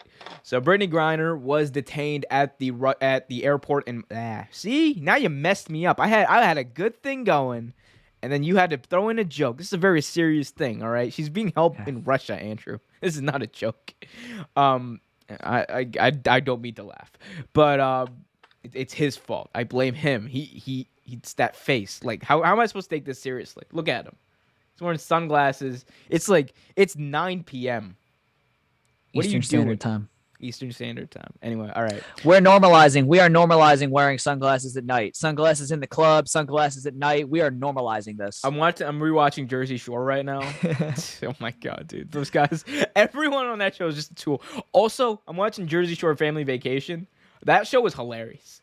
Like, Mike literally eats in it doesn't matter what's going on. There's a fight going on. People were fighting at a club. Ronnie was about to murder someone at a club. And Mike's just sitting there like enjoying like cheese or something. I don't even know where does he even get this food? That's what I wonder. Where does he even get? Like, I've never been out to a place that actually serves food at like 2 a.m. Like where does he get it? I have no idea. No idea either. Anyway, all right, let's get back to the show. Anyway, the Russian government announced that Brittany Griner has been detained after she allegedly was transporting a vape cartridge containing hashish oil in her luggage at the airport in Moscow. The exact timing of her arrest was not clear, but Russian state news said that it took place in February, and the government released a video of what it says about Griner's detainment. At home, Griner is a 7-time WNBA All-Star center who plays for the Phoenix Mercury, but like many other WNBA stars, Griner plays overseas because WNBA players do not get paid a lot of money. So she plays in Russia as well after the WNBA season ends. And, it's an unfortunate situation. Here's the thing. I think, like, it's important to note that we all hope that Brittany Griner gets back to the United States and out of Russia, especially right now, being as high profile as she is. We all hope that she gets back safe and all that. And this is not me trying to pile on to Brittany Griner. This is not me trying to make her out to be a villain or too in the wrong. Like, I know there's a lot of people out there who are trying to do right now. I do hope, though, that the situation gets resolved, but I also hope that other players potentially take this as a bit of a learning moment, because, like, let's be honest, if you're a player and you're going to a country like Russia, you're going to a country like China, you're going to any other foreign country, you can't act like it's the United States, right? You can't act like that, like it's the United States, because in other countries, you go to Japan, and like there's this happened in pro wrestling a lot. Like there were some wrestlers who went to Japan and they had, I think it was a similar thing. It was like weed oil or something like that in their luggage, and they were almost detained for years. Like they were about to be convicted on like over there is big time drug charges, like drug trafficking charges in Japan, because other countries take that type of stuff differently than we do in the United States. They take it more seriously than we do in the United States. And I'm not saying what's right or wrong or I agree with anything, right? I don't with the way Russia's laws are written. But you got to acknowledge that. And I'm not saying they're like similar situations overall, but there's a level to it that's comparable kind of to the LiAngelo Ball situation that happened in China a few years ago, which was ridiculous, right? But I think it teaches young athletes, it teaches athletes of all ages and everywhere to, I think, just be more careful, check your luggage twice, and know where you're going and understand that. And like, even if you're going for a job like she was, like, really understand that, you know, stuff like this can get you in trouble. So check your luggage twice. Make sure you understand, like, the laws of various things, and just be aware. Just be aware. Again, I hope Brittney Griner gets released back to the U.S. because it is scary. It's scary, especially right now, for her to be over there. Russia of all countries too, but we're not getting into that. Anyway, I mean, yeah, it's like, dude, when that news broke, I had to do a double take because I was like, Brittney Griner, what the fuck? I'm like, they're not in season right now. I'm like, oh my God, I completely forgot. Plays in Russia. I completely forgot they have to play in Europe out of their season because they don't get paid. That was wild to me, dude. Yeah, she just got to have better judgment and everything like that because can't be doing that shit, dude. Belgium, maybe it would have been different to like Belgium or something though, or Amsterdam. You know what I mean? But this is Russia. This is Russia. All right, moving on. Amsterdam, you could have been. We're not going to get into that. Guys, again, we hope Brittney Griner is the best. We hope that everyone is able to get her out of that situation in a good way, and we hope she's doing well, like genuinely. Anyway, Andrew, let's move on and talk about our final topic of the day. And it's an interesting one. This is a different one because we usually don't talk soccer, although Real Take Cup talk is happening when the World Cup happens in November. That's going to be a fun thing. Real Take Cup talk is a thing that is going to happen. Bet on it, people. So be on the lookout for that. But Andrew, New York Jets owner Woody Johnson is ready. Is ready. That's not a phrase that people use. Anyway, take that back. Round number 2. New York Jets owner Woody Johnson is readying a bid to buy Chelsea Football Club in the English Premier League. According to sources close to the situation, he has gotten together a group of buyers that are going to bid on one of the best teams in the Premier League historically. This would make him, I believe, the 4th owner of an NFL team to be an owner in the English Premier League. I think there's also Stan Kroenke, who owns Arsenal. We have Jed York, I believe, who owns Leeds. The Glazer family from the Tampa Bay Buccaneers owns Man U. And, of course, Shahid Khan owns Fulham FC. So, because the Khan's always got a Khan. Anyway, but no, in all seriousness. Dude, every time I hear Shad Khan's name, I have to laugh at Shad Khan, dude. I mean, the Jaguars are... that's a story for another day, But Andrew, what do you think about this? Woody Johnson buying Chelsea FC, again, one of the historically best football clubs or soccer teams in the entire world. What do you think about this? And should NFL owners be able to own multiple teams across multiple sports? I can't see why not. I mean, you just named how many does fucking Kroenke own? Doesn't he own the Nuggets too or something? I think he, dude, Kroenke owns. Every time I hear Cowherd say, "Oh, Kroenke's got more money than all of these owners," I'm like, "Fuck, he's right. He does. He owns like half. He owns so many. But yeah, dude, no.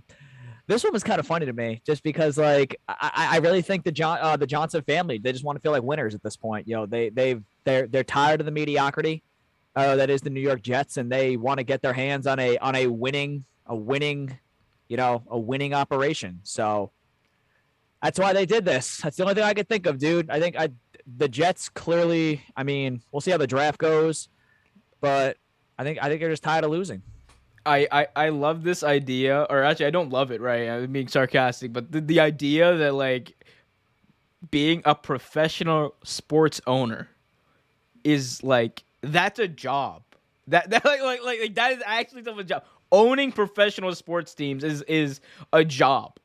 Like Stan Kroenke, by the way, for people who don't know, he owns Arsenal. He owns the Denver Nuggets. He owns the Colorado Avalanche in the NHL. He owns like the Colorado Rapids in Major League Soccer, which I'm like, that probably shouldn't be a thing. You shouldn't be able to own multiple soccer teams in multiple countries. Like that's like, when are we gonna like calm this down?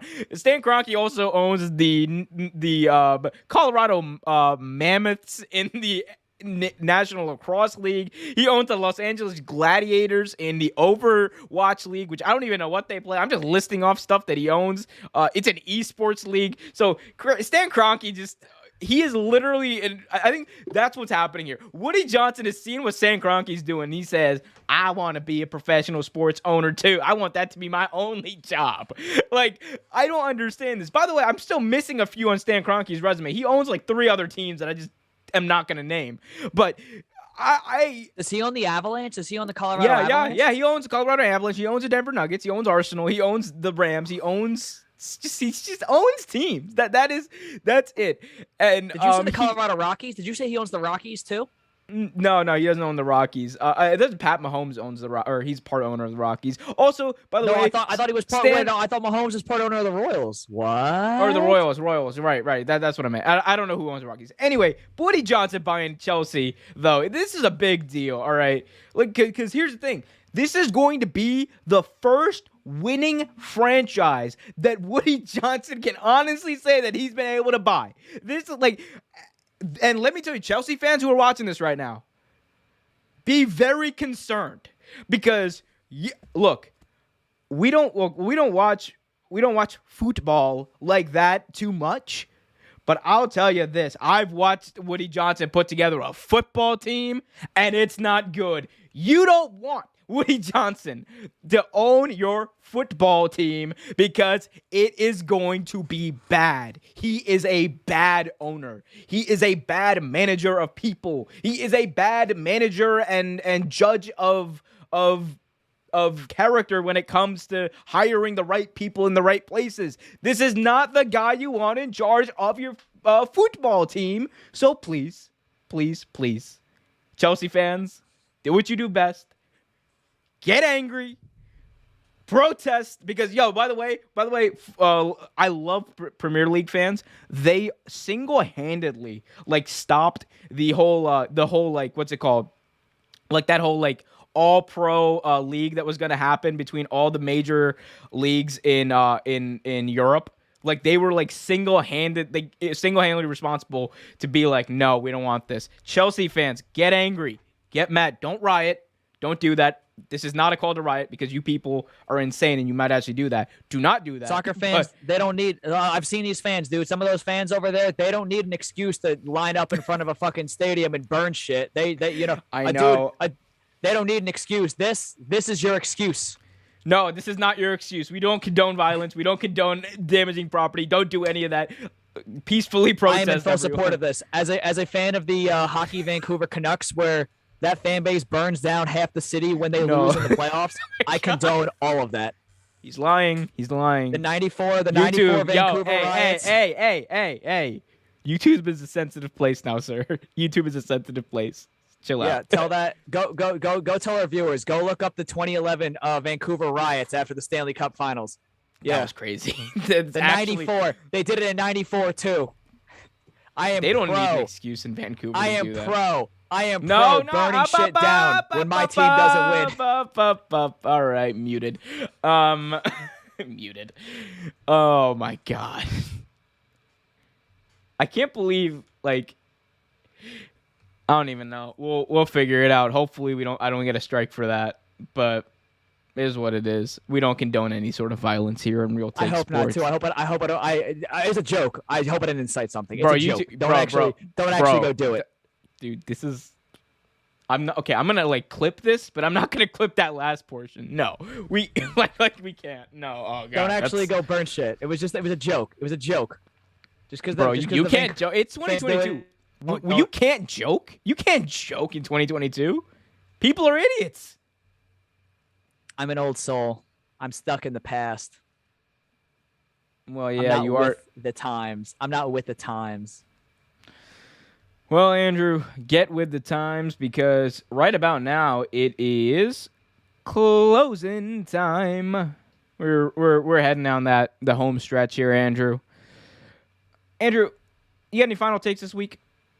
I do actually. I was talking to you about this earlier. It's March. Best time for college basketball. We have the NCAA tournament coming up. You know, this is a Gonzaga-friendly channel. I always rep the Zags. You know how it is. And it's funny because I know a lot of people hate on Gonzaga. They hate on how, like, they don't play nobody, their culture and everything like that. And what's funny is that a lot of people have always asked the question, well, how would Gonzaga fare if you put Gonzaga in, you know, like a better conference like the Pac-12? Their culture, you put them, people want them to join the Pac-12. Go look at what their lead assistant, who left Gonzaga at the beginning of the year and went to Arizona, Tommy Lloyd. Right now, Gonzaga's number 1 in the country. Tommy Lloyd took a team that was 17 and I think 10 or 17 and 11 last year. He has them as the number 2 team in the country. They have like a 28-3 record, and he brought the Gonzaga culture over to the Pac-12 and basically took a team that maybe doesn't have as much talent as Gonzaga and just blew away the entire Pac-12. So for the people who want to sit here and they want to make the comments about Gonzaga go play in a real conference and everything, number one, when they play non-conference big-time teams, you know, they win. Or when they don't win, they're not getting run off the floor. That Duke game, they were in that game. You know, the Zion Williamson, RJ Barrett, that Duke super team, Gonzaga beat them. Gonzaga played them head-to-head and beat them. So when a lot of people make these claims about Gonzaga, you know, they don't play nobody, their culture, they're small at WCC and everything like that. The Gonzaga culture was instilled in a team in the Pac-12 who actually is not as good, does not have as much talent on that roster as Gonzaga. And that team went out and ran through the Pac-12, won it going away, and they're going to be a number 1 seed in the NCAA tournament. So I want the Gonzaga hate to stop because we've seen what that Gonzaga culture in the Pac-12 can do. You take Mark Few, you take his ability to recruit, you take all that, and you put that in the Pac-12, they'd still be number 1, just the perception would change. But I'm here to tell you right now, the Gonzaga hate has to stop. They're an elite team. They have been an elite team for long, and now we have a sample size where we've actually seen what their culture in a big-time conference can do. That is all. Anyone who's still hating on Gonzaga, just dude, accept that they're good. Just like I don't understand why it's so hard for people to accept that Gonzaga's good. Michigan, Ohio State, big people from the Big Ten. They're still the ones that think this is the '90s. Like, It doesn't make sense, bro. It doesn't make sense. Oh god, Donovan McNabb is trending on Twitter right now. Do I dare look? I'm not. I'm scared to look. Oh dear. Oh, that's not good. Start McNabb. Okay. Oh, they're talking about Eagles quarterbacks. Like, who would you start, bench, or cut? Whoa, Mike. Why is this trending? Why is this trending on Twitter? Okay, Andrew, I'll ask you this actually. Start, bench, cut. Wentz, Foles, McNabb.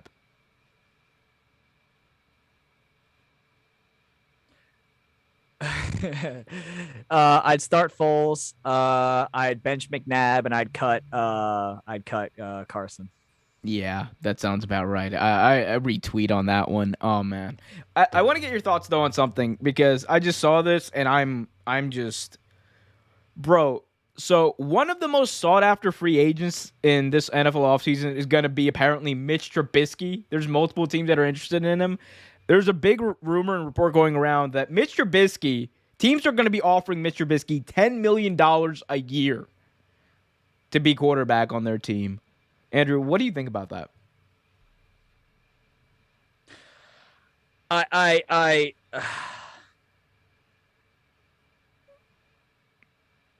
Don't d- don't. I don't Is even this know a what to bad say, time? dude. Is No, this a I don't bad even know time? what to. No, because I did hear everything you said, and it's like, the whole Mitch Trubisky thing. It's like I don't hate the guy and everything like that, but it's like he's an average quarterback, and that's really, dude. Aaron Rodgers could potentially reset the quarterback market. So because Aaron Rodgers is really gonna alter the quarterback market that much, Trubisky is really gonna get that kind of money. Are you kidding me? Like when you think about it, like what? It's like imagine like so like let's prorate it. Like Rodgers getting paid $50 million, right? Let's say like that's the rate, right? Mitch Trubisky's worth like 1/5 of the money of the best quarterback in the NFL, or the highest paid quarterback in the NFL. Let's say that's the truth, right? Back in like what 2010 or whatever, that rate probably would have been like $20 million a year. So Mitch Trubisky getting paid $5 million a year in 2010. That sounds about like okay. I'm like yeah, okay, that's fine. That's like fringe, like you're overpaying slightly for him, but that's fine. But I'm like man, inflation's a bitch, Andrew. Inflation's a bitch. Like that's all I gotta say about this. And look, here's the thing, Mitch Trubisky, everyone, I actually think Mitch Trubisky he's a good quarterback. Like I think he's a good he's decent. Like here's Taylor Heineke. Here's Mitch Trubisky. He's like a step above Taylor Heineke. That's like with the right defense, with the right piece around him, he can be very good. I do believe he can be very good, especially after he played with Josh Allen and Brian Dable last year. I think he can actually be fine if you're Washington. Don't go after him. The commies should not go after him, but because they actually need to get a real quarterback. I'm sorry, the commies need to get a real quarterback.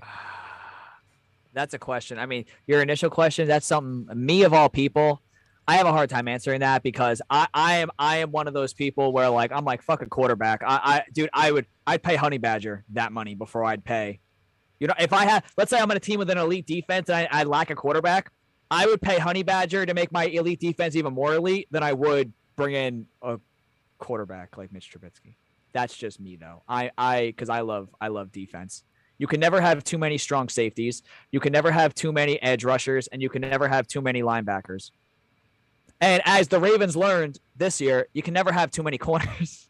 Oh my god. Jeez, dude.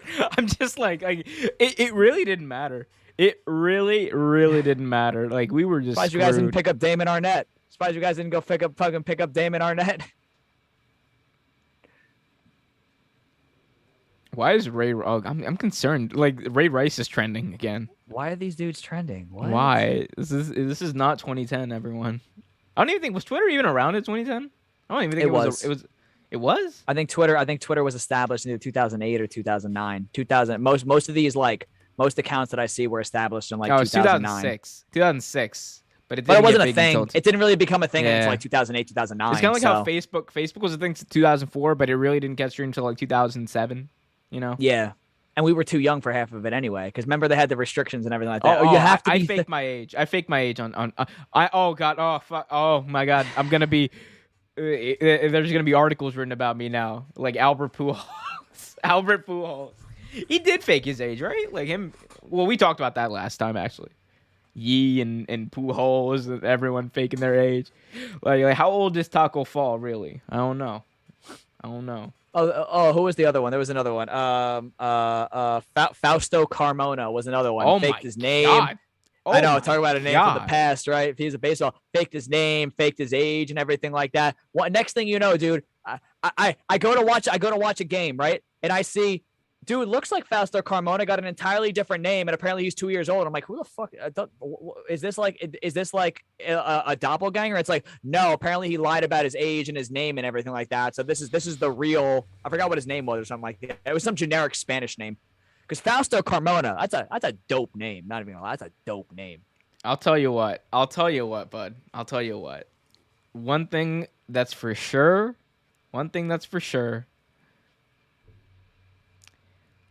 Greg Oden was not his age when he was drafted. I don't care what anyone says. That man looked 40 at like 19. The man looked damn near 40 at 19. We got Cameron, my good friend Cameron, who does, by the way, guys, Cameron does really good interviews on his YouTube channel. He does really good interviews with people who are running for Congress and things like that. So go check him out. He's doing great stuff over there. Good to see you, Cameron. Cameron just donated a super chat saying, "What happened with Donovan McNabb? Start McNabb over Trubisky." I mean, yeah. Look, yeah. McNabb over Trubisky. That's not a hard one for me. But I will say this. If it's the playoffs, I'm starting Foles over McNabb. I'm starting Foles over McNabb. You have to. Yeah. Here we go. Cameron said, "I'm going to write an article right now about lying on your Twitter age." Hey, man, we all had to do it at some point. We had to get on. But Cameron, always good to see you, man. And keep on doing the great stuff you're doing, man. Like, you're doing some awesome work. Man, Andrew, anything else you want to talk about before we close it down for the night? Nah, I think I'm good. I love how you just can't talk about the like right now. If baseball season were happening on time, you'd be excited about the Mets. You'd have so much to be excited for. You'd be excited about the Mets. Mad Max, dude. I would be excited about Mad Max. I'd be. But he might not even play for you guys. Like, that's what I'm saying. He might dude. retire. He might actually retire. That dude's a fucking psychopath, man. But I love it. Dude, have you ever seen that dude? Like, have you ever seen like some of his clips, dude? Like, yes. He'll literally be on the mound. Dude, he's a psycho. That dude will be He's on the mound. He's hilarious. You remember when he was foaming? He's foaming at the mouth. Do you remember when he was when like they were searching him for pine tar and like he was just like, this is so ridiculous, like they were searching him all over. The dude put his pants down. His pants. He dropped his pants because he was like, what? You like, go ahead, look, it's not there, and it wasn't there, and he was just pissed about it because like, he got searched like 3 times in 3 innings. It was actually ridiculous. That's the equivalent. I guess that's the equivalent of like when a punter delivers a big hit, then they get the piss test the next day. I guess that was baseball's version of That's like. So stupid. I always thought that was so stupid. I'm like, yeah, this guy's been doing this for 10 years. Now all of a sudden. The guy's been striking guys out for 10 years. Now all of a sudden you're gonna sit here and you're gonna start like he's got to go through TSA just to throw the next pitch. Come on, dude. Like you really that's think just like good ball. You really think like Brett Kern and Sam Cook are out there like taking roids? No. They have one muscle on one part of their. They don't even work out on the other leg. They got one muscle that they work out with, and that's it. That is it. Although Sam Cook, I've seen that man throw a football. Launch it. He's got a rocket of an arm.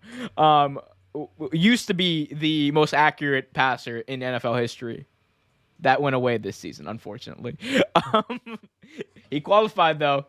I love that stat, though. I love that, like, punters after, like, what is it, like, 7, like, attempts, they account for, like, top, like, stats, like all-time stats. I'm just like, who's the all-time like leader in completion percentage? It was Sam Cook as of like 3 months ago. It was Sam Cook. Yeah.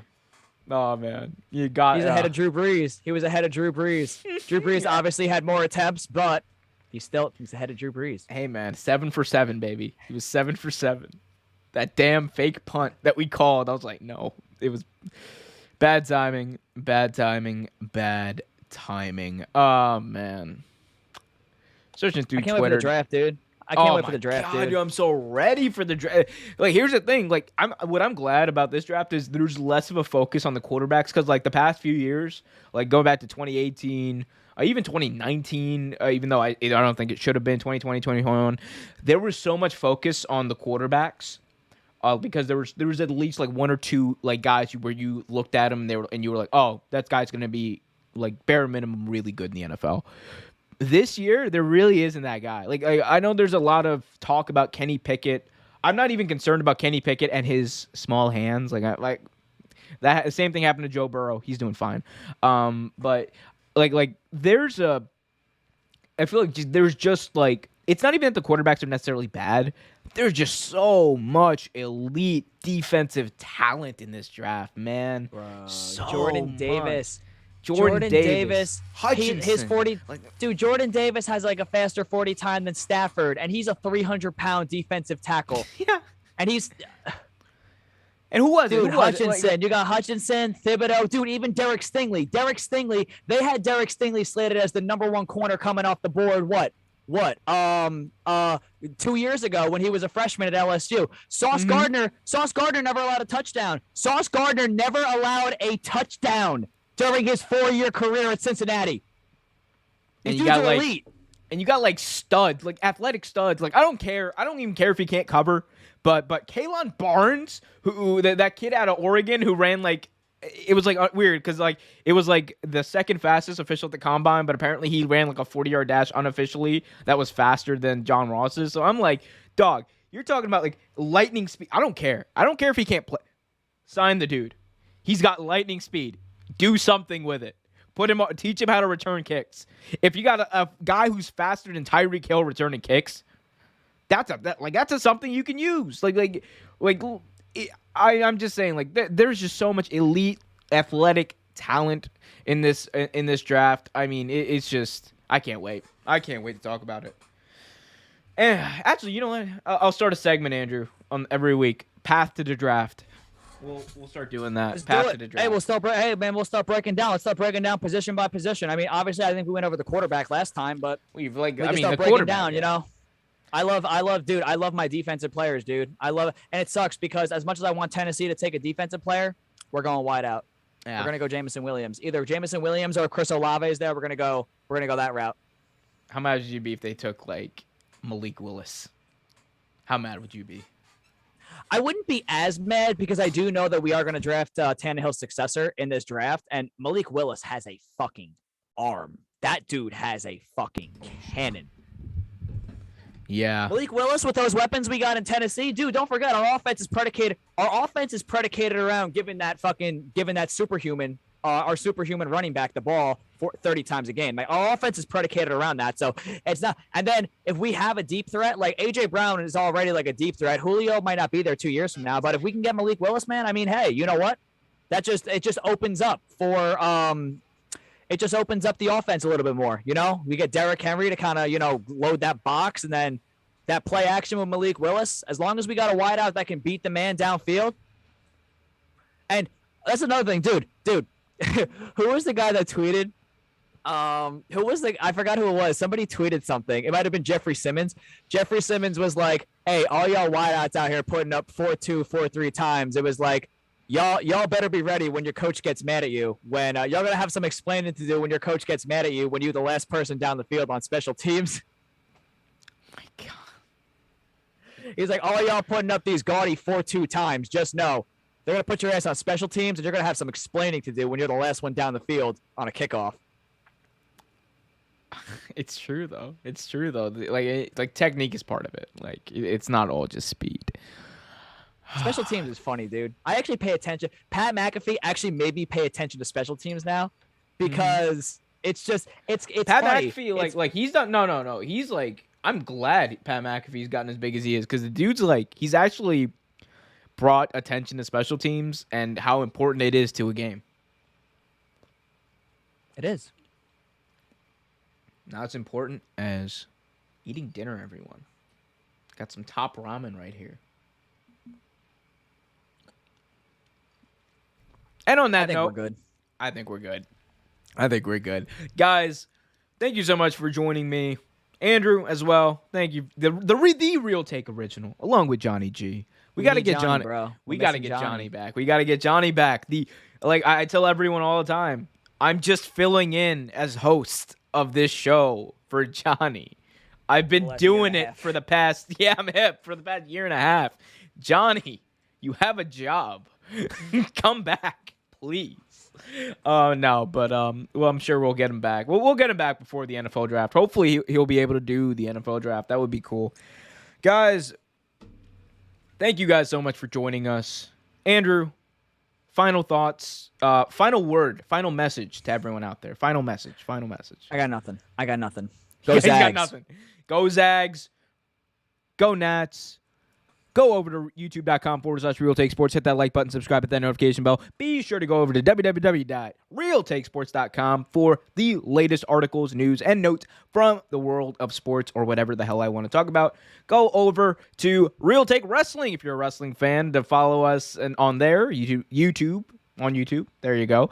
Follow us on Twitter @Real Take Sports. Follow us on Instagram and Facebook at Real Take Sports Talk. Are you going to say something? Nope. I'm just All right, ready to say bye to the people. All right. And on that note, be happy, be healthy, and as always, keep it real. Detroit Lions. He's out there with, oh, by the way, the Lions, they got their, I mean, I don't care what anyone says. Like, bro, DC, like, DC. he is, like, he is, I think I said this, he's like the exact opposite of Urban Meyer in almost every way, right? He's the polar opposite of Urban Meyer in almost every way. Because Urban Meyer came in